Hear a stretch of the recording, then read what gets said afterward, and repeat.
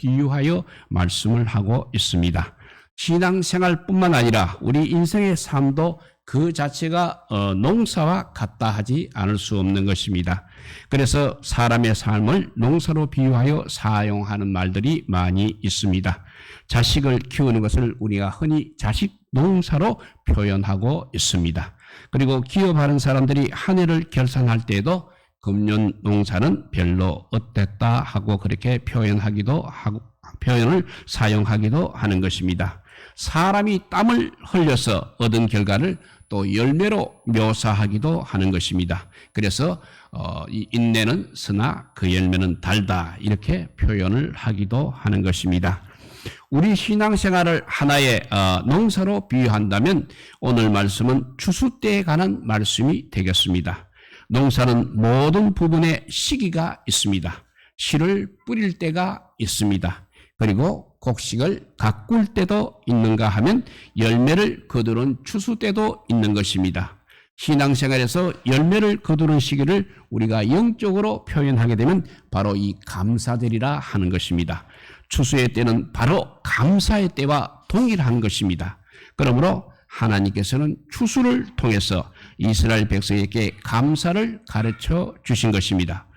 농사를 지을 때 모든 때가 다 감사의 때라고 했습니다. 그렇지만 특별히 추수 때를 우리가 감사절로 그렇게 규정을 하고 있는 이유가 있을 것입니다.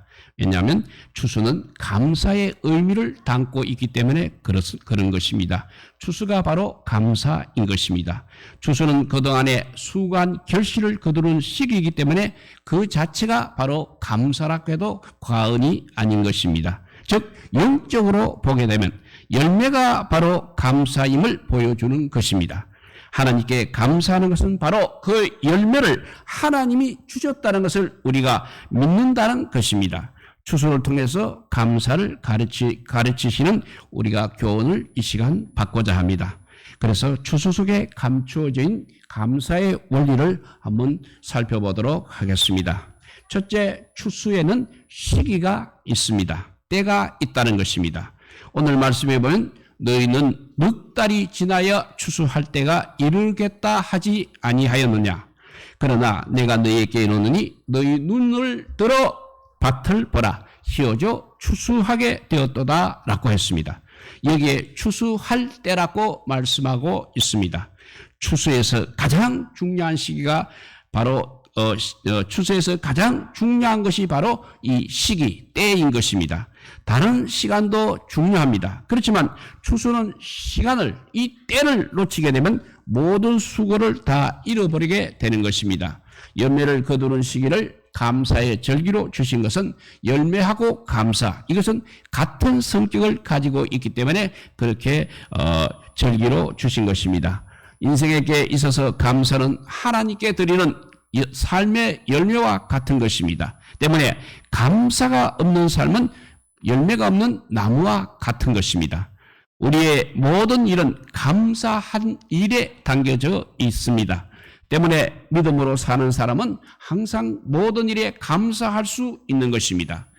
농사를 지을 때는 또 여러 가지 때가 있다고 했습니다. 씨앗을 뿌리는 때가 있습니다. 그리고 곡식이 성장하는 때도 있는 것입니다. 마지막에는 열매를 거두는 때가 있게 마련입니다.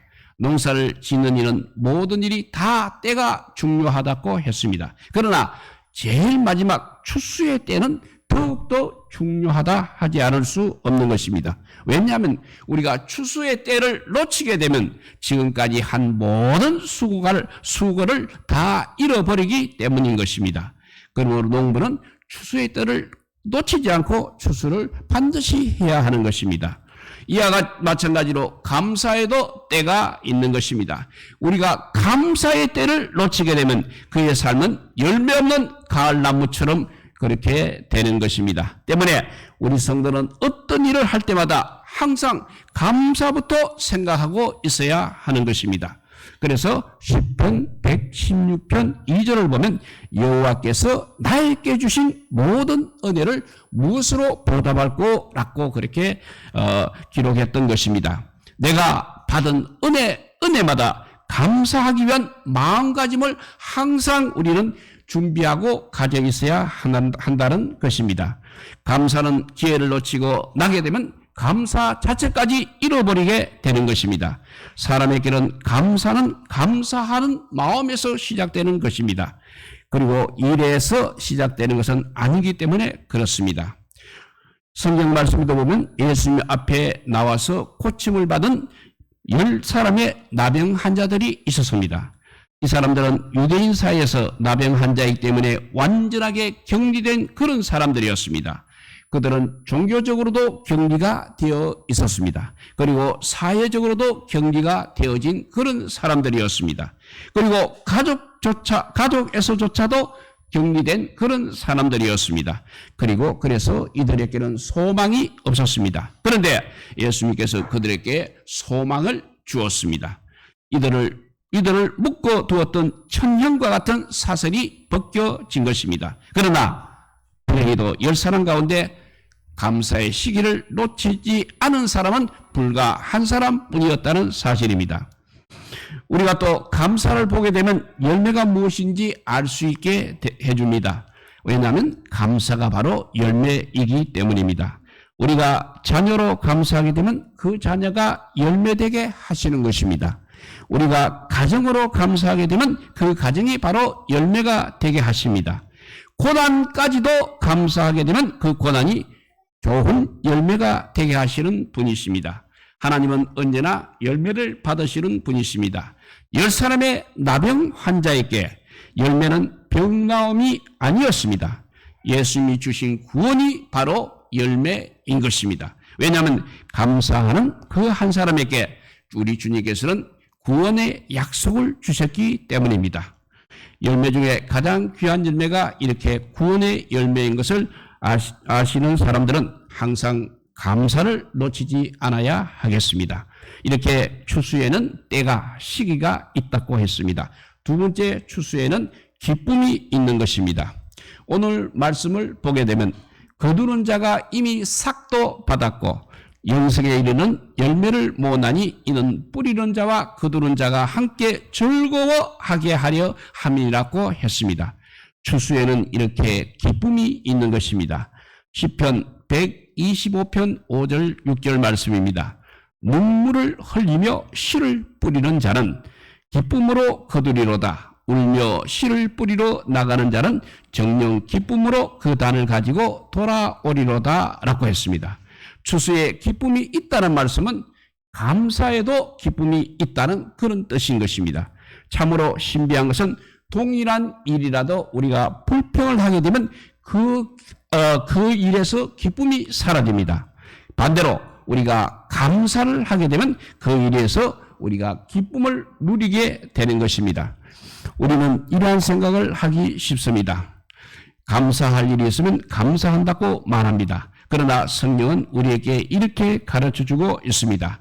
우리가 감사하게 되면 그 일이 감사할 일이 되는 것이고 우리가 불평을 하게 되면 그 일이 불평할 일이 되고 만다는 것입니다. 왜냐하면 이스라엘 백성들이 광야에 나와서 원망하다가 다 죽었습니다. 이들이 광야를 원망할 때는 광야가 바로 원망의 원인이 되고 만 것입니다. 원망할 일이 따로 있는 것이 결코 아니라는 것입니다. 원망할 때 바로 그 일이 바로 원망이 된다는 사실입니다. 또 감사할 일이 또한 역시 구분되어 있는 것이 아니라는 것입니다. 우리가 어떤 일을 감사하게 되면 그 일이 바로 우리의 감사로 되는 것입니다. 때문에 믿음의 사람들은 남들이 원망하는 것이라 생각하는 일도 우리가 감사함으로써 우리 자신에게는 감사가 되게 하신 것입니다. 여기서 우리가 배워야 할 것은 감사를 하고 나면 불평이 저절로 사라지게 된다는 사실입니다. 감사하고 나면 불평할 일들을 우리가 얼마든지 이길 수 있다는 것입니다.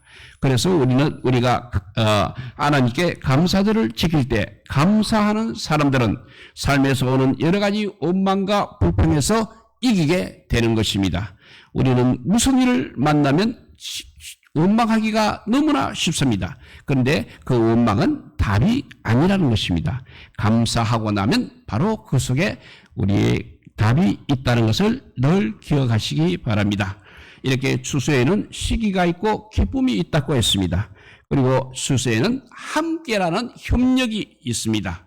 오늘 말씀에 내가 너희로 노력하지 아니한 것을 그들로 보내었나니 다른 사람들은 노력하였고 너희는 그들이 노력한 것에 참여하였느니라고 했습니다. 열매는 한 해의 모든 수고를 다 담고 있는 것입니다. 그러므로 열매는 심는 사람의 수고가 담겨져 있습니다. 그리고 가꾸는 사람의 수고도 담겨져 있습니다. 그리고 열매를 거두는 사람의 수고까지 함께 담고 있는 것입니다.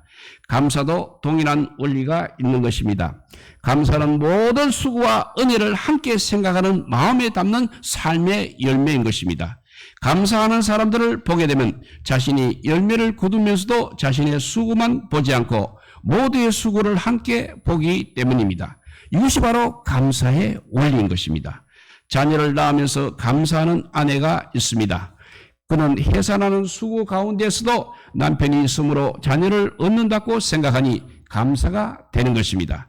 그리고 의사가 있으니 해산하는 일에 도움을 받으니 감사하다고 생각을 하는 것입니다. 반면에 원망하는 사람도 없지 않아 있습니다. 이 사람은 자기 혼자만 그렇게 원통하게 고통을 받고 있다고 생각하기 때문에 원망을 하고 어렵게 그렇게 자녀를 해산하는 것입니다. 감사 생활에 성공하기를 원한다면 이 함께라는 삶의 원리를 반드시 깨달아야 하는 것입니다. 감사제는 추수를 하면서도 자기 혼자 수고했다고 그렇게 생각하지 않고 하나님께서 우리에게 이 은혜, 추수할 수 있는 은혜를 주셨다고 생각하고 이 은혜를 반드시 이웃과 함께 나누겠다고 생각하는 것을 말씀하시는 것입니다. 이것이 바로 감사의 정신인 것입니다.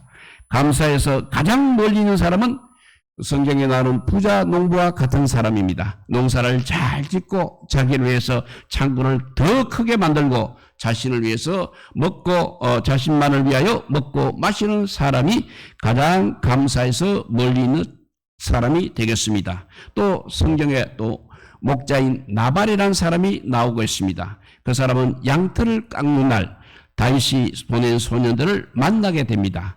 이 양털을 깎는 날이 바로 목자에게는 추수의 날인 것입니다. 그런데 그는 함께라는 정신을 잃어버렸습니다. 거부하게 됩니다. 그래서 그는 결국 죽음의 날이 된 것입니다. 우리 모두 이렇게 감사함으로써 모든 것이 합하여 협력하여 성이 되는 역사가 일어나시기를 주님의 이름으로 축복드립니다. 기도하겠습니다. 사랑의 하나님 감사합니다. 이렇게 어려운 시기에도 우리가 감사주의를 지낼 수 있게 하여 주시니 감사합니다. 코로나 바이러스가 우리에게 기승을 부려도 우리는 그것마저도 감사할 수 있는 믿음의 사람이 되게 하여 주시옵소서. 그래서 아버지 올해보다 더 나은 내년을 아버지 우리가 감사하면서 기다리는 저희들 되게 하여 주시옵소서. 주님 오실 날을 기다리며 아버지 감사하면서 삶으로써 정말 하나님께서 주시는 그 무한한 은혜 받기에 부족하면은 우리 모두가 되게 하여 주시기를 간절히 빌고 원하오며 우리 구주 예수 그리스도 이름으로 기도드리옵나이다. 아멘. 예, 우리 찬송가 500